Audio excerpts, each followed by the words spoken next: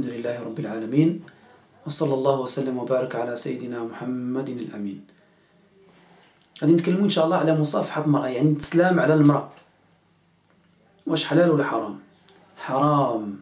حرام أن الإنسان يسلم على واحد المرأة اللي هي أجنبية، يعني ماشي اختو، ماشي مو، ماشي بنتو، ماشي خالتو، ماشي عمتو، ماشي جداه إلى غير ذلك، ماشي مراتو. حرام يمسها باليد ولا بالوجه، يعني بالوجه أولى.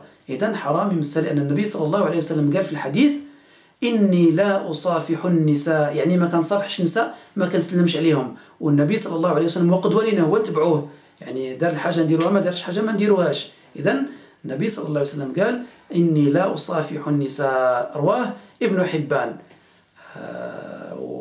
وقال الحديث صحيح، يعني قال الحديث صحيح في المبايعة، يعني فاش كانوا الناس كيبايعوا النبي صلى الله عليه وسلم كيقولوا لي يعني آمنا بك وما نشركوش بك إلى غير ذلك. فالطبري اللي هو مفسر القرآن والنسائي كيرووا أن امرأة سميتها أميمة بنت رقيقة دخلت على النبي صلى الله عليه وسلم مع شي عيالات من النساء، دخلوا عند النبي صلى الله عليه وسلم وقالوا: يا رسول الله أعطينا يديك، بسط يدك باش نبايعوك.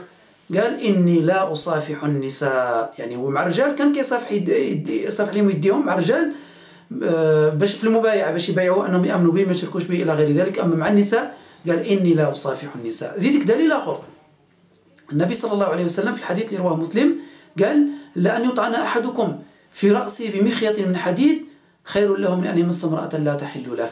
يعني واحد فيكم يتضرب بمخيط من حديد على رأسه، حسن ليه ما يمسش امرأة ماشي حلال ليه. المس هنا ماشي مراد به المس الجماع، لا، المس مراد به الحقيقة، يعني مس اليد فقط، مس اليد فقط. إذن هاد الدليلين يعني مبينين.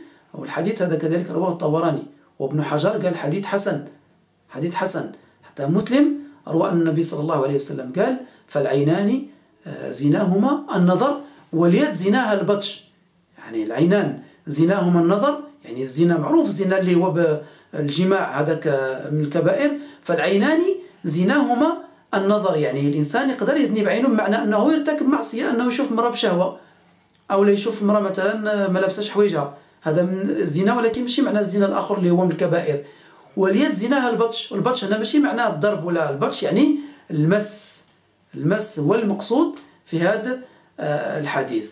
يعني والنية ما تغير حتى شي حاجة، ماشي الإنسان يقول لك لا حرام لا نويت شي حاجة وحلال، لا. وشكون قال لنا هذا الدليل؟ شكون اللي قال لنا راه بالنية كذا وبالنية كذا، يعني بالنية نية خايبة راه حرام، نية حسنة راه لا.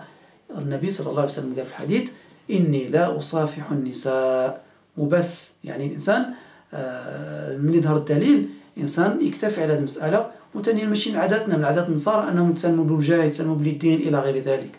والله تبارك وتعالى أعلم وأحكم.